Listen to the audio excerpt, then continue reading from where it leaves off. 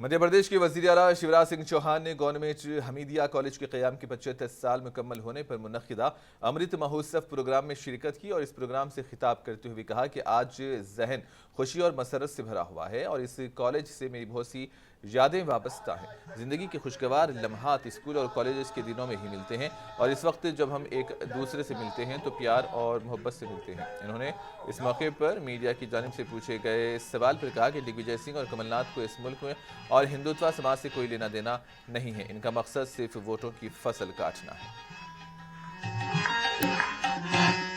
अरे जीवन कहीं भी ठहरता नहीं है, जीवन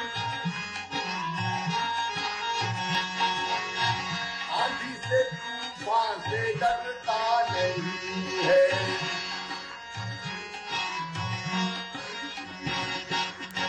तू न चलेगा तो चल देंगी राहें,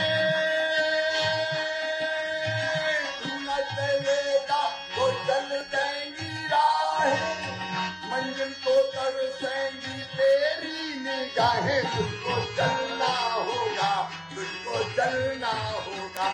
ना दिग्विजय सिंह को ना कमलनाथ जी को, इनको ना तो हिंदुत्व से लेना देना है, ना देश से लेना देना है, ना समाज से लेना देना है। ये तो वोटों की फसल काटने के लिए जब जो ठीक समझते हैं वो कहते रहते हैं, इनको किसी से लेना देना नहीं। सर ये आज मैंने आनंद और प्रसन्नता से भरा हुआ है।